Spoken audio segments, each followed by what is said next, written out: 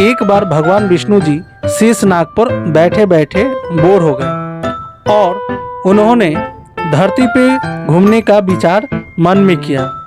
वैसे भी कई साल बीत चुके थे।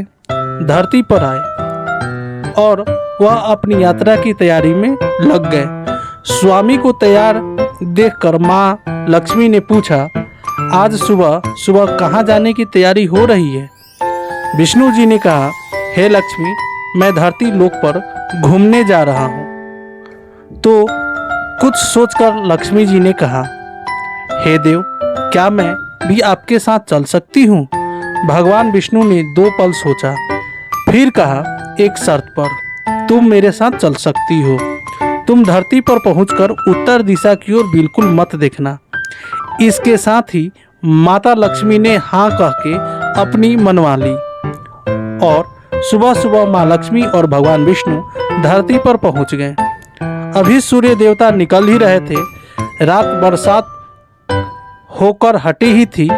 चारों ओर हरियाली ही हरियाली थी। उस समय चारों ओर बहुत ही शांति थी और धरती बहुत ही सुंदर दिख रही थी और माँ लक्ष्मी मंत्रमुग्ध होकर धरती को देख रही थी और भूल गई कि पति को क्या वचन देकर आई हैं और चारों ओर देखती हुई कब उत्तर दिशा की ओर देखने लगी पता ही नहीं चला। उत्तर दिशा माँ लक्ष्मी को बहुत ही सुंदर बगीचा नजर आया और उस तरफ से भीनी भीनी खुशबू आ रही थी और बहुत ही सुंदर सुंदर फूल खिले हुए थे।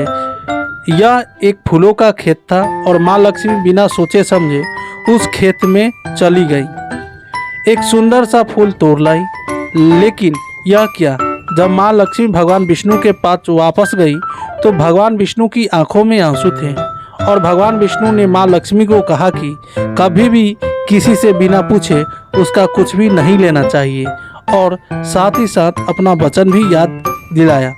माँ लक्ष्मी को अपनी भूल का पता चला। उन्होंने भगवान विष्णु से इस भूल की माफ़ी मांगी तो भगवान विष्णु ने कहा कि जो तुमने भूल किया है उसकी सज़ा तो तुम्हें ज़रूर मिलेगी। जिस माली के खेत से तुम नए बिना पूछे फूल तोड़ा है, यह एक प्रकार की चोरी है, इसलिए तुम 3 साल तक माली के घर में नौकर बनकर रहो। उसके बाद मैं तुम्हें वैकुंठ में वापस बुलाऊंगा। माँ लक्ष्मी ने चुपचाप सिर झुकाकर हाँ कर दी और माँ लक्ष्मी एक गरीब औरत का रूप धारण करके उस खेत के मालिक के घर चली गई। घर क्या एक झोपड़ी था और मालिक का नाम माधव था। माधव की बीवी 2 बेटे और 3 बेटियां थीं। सभी उस छोटे से खेत में काम करके किसी तरह गुजारा करते थे। माँ लक्ष्मी जब एक साधारण और गरीब औरत बनकर जब माधव के झोपड़े पर गई तो माधव ने पूछा, बहन तुम कौन हो और इस समय तुम्हें क्या चाहिए? तब माँ लक्ष्मी ने कहा, मैं एक गरीब औरत हूँ, मेरी देखभाल करने वाला कोई नहीं है। मैंने कई दिनों से खाना भी नहीं खाया, मुझे कोई काम दे दो। साथ में मैं तुम्हारे घर का काम कर दूंगी। बस मुझे अपने घर में एक कोने में आसरा दे दो। माधव बहुत ही अच्छे दिल का मालिक था। उसे दया आ गई, लेकिन उसने कहा, बहन मैं तो बहुत ही गरीब हूँ, मेरी कमाई से मेरे घर का खर्च मुश्किल से चलता है, लेकिन अगर मेरी 3 की जगह 4 बेटियां होती तो भी मैं गुजारा कर लेता। अगर तुम मेरी बेटी बनकर रहना चाहती हो और रूखा सूखा खाकर रह सकती हो तो तुम हमारे यहाँ रह सकती हो। आओ बेटी, अंदर आ जाओ। माधव ने माँ लक्ष्मी को अपने झोपड़े में शरण दे दी और माँ लक्ष्मी 3 साल तक उस माधव के घर पर नौकरानी बनकर रही। जिस दिन माँ लक्ष्मी माधव के घर आई, उससे दूसरे दिन ही माधव को इतनी आमदनी हुई कि फूलों से की शाम को एक गाय खरीद ली। फिर धीरे धीरे माधव ने काफ़ी ज़मीन खरीद ली और सब ने अच्छे अच्छे कपड़े भी बनवा लिए और फिर एक बड़ा पक्का घर भी बनवा लिया। बेटियों और बीवी ने गहने भी बनवा लिए और अब मकान भी बहुत बड़ा बनवा लिया था। माधव हमेशा सोचता था कि मुझे यह सब इस महिला के आने के बाद मिला है। इस बेटी के रूप में मेरी किस्मत आ गई।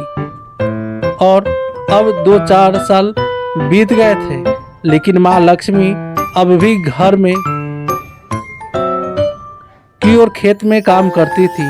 एक दिन माधव जब अपने खेत से काम खत्म करके घर वापस आया तो उसने अपने घर के सामने द्वार पर एक देवी स्वरूप गहनों से लदी एक औरत को देखा। ध्यान से देखकर पहचान गया, अरे यह तो मेरी मुंह बोली चौथी बेटी यानी वो औरत है।